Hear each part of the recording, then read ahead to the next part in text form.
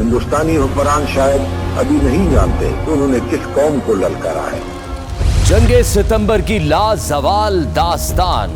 सितंबर 1965 सिर्फ एक जंग नहीं थी, ये एक लम्हा था जब कौम एक हुई।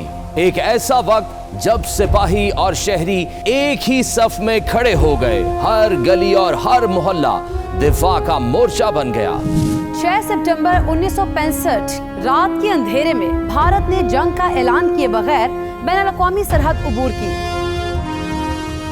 इरादा था लाहौर पर कब्जे का। इस हवाले से भारतीय आर्मी चीफ रऊनत से कह चुके थे कि वो सुबह की चाय लाहौर जिमखाना में पिएंगे।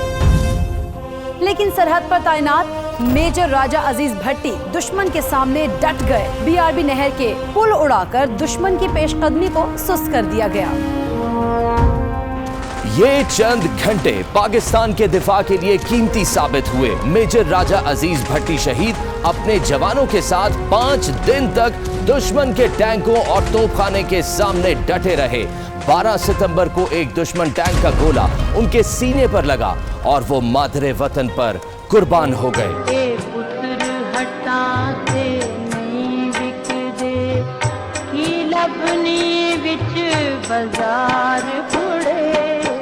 उनकी बहादुरी के एतराफ में उन्हें पाकिस्तान का सबसे बड़ा फौजी एजाज निशाने हैदर दिया गया।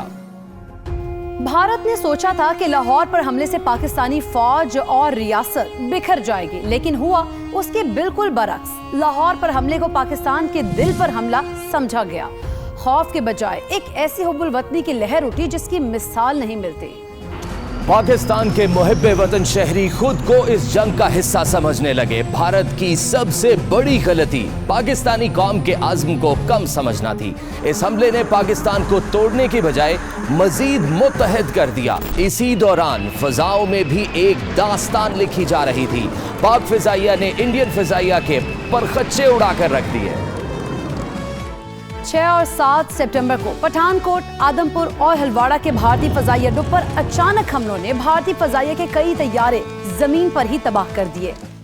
और फिर आया 7 सितंबर का वो दिन जिसने तारीख बदल दी। स्क्वाड्रन लीडर MM आलम सरगोदा के आसमानों पर भारतीय हॉकर हंटर्स के मुकाबले में उठे।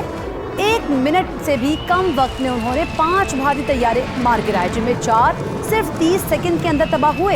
ये रिकॉर्ड आज तक कायम है। उनका ये कारनामा महाज पर मौजूद फौजियों और अवाम के लिए हौसले का मीनार बन गया। सियालकोट के करीब चविंडा का महाज इस जंग का सबसे बड़ा मार्का था। भारत ने 600 से ज्यादा टैंक और हजारों फौजियों के साथ हमला किया, लेकिन पाकिस्तानी अफवाज ने कम वसाइल के बावजूद दुश्मन को रोक लिया। सिपाहियों ने नाकाबिले यकीन बहादुरी दिखाई।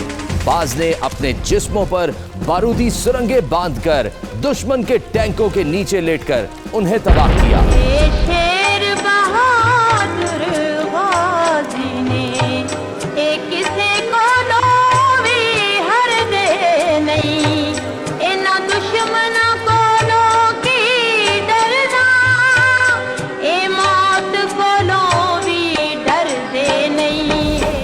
इस बेमिसाल कुर्बानी के बाद चविंडा का मैदान टैंकों का कब्रिस्तान कहलाया, जहां भारत का सबसे बड़ा मंसूबा नाकाम हो गया।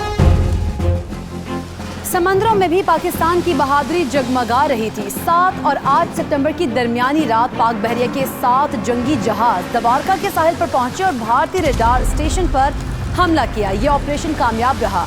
भारतीय बहरिया बंदरगाह से निकलने की हिम्मत ना कर सकी और पाकिस्तान की समुद्री सरहदें महफूज किए रखी।